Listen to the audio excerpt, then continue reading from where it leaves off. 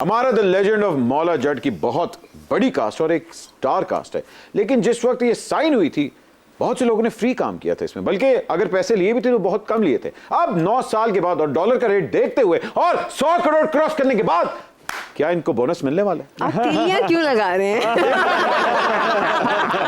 मुझे पैसे बनाने में जिਵੇਂ ਤੈਨੂੰ ਲੋੜ है बेटे। भाई बोनस तो बनता है। फिलहाल आप क्या कहेंगे? बोनस बनता है? बोनस बनता है। बिल्कुल बनता है, लेकिन आप अभी आप नहीं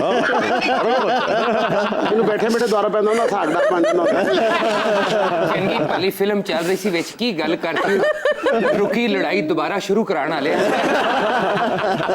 क्या प्लान्स हैं आपके, बताएं जी, जरा। हमारा हिकमत प्लान्स मेरे एक बंदे के साथ तो हैं डेफिनेटली, और वो डील है नूरी नथ के साथ। ठीक है? ओ नूरी नथ के साथ डील थी। नूरी नथ के साथ डील है। एक मैंने वादा किया था कि जिस दिन फिल्म 100 करोड़ करेगी तो मुझे लेकिन मेरी जेब में जब 100 करोड़ आएंगे। अरे वाह वाह वाह, हमारा क्या आपने बात किया। मैं आपको पैसे जरूर दूंगा, लेकिन एक रिक्वेस्ट है, 100 करोड़ मेरी जेब में आएंगे तब मैं दूंगा।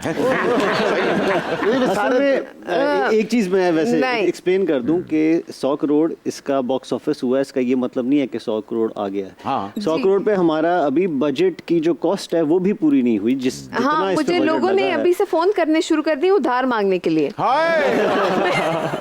उनको बताना चाहती हूँ मेरे पास अभी 100 करोड़ नहीं है आए। प्रोड्यूसर के पास ओवरऑल बिजनेस का भी क्या 25-30% आता है? 35%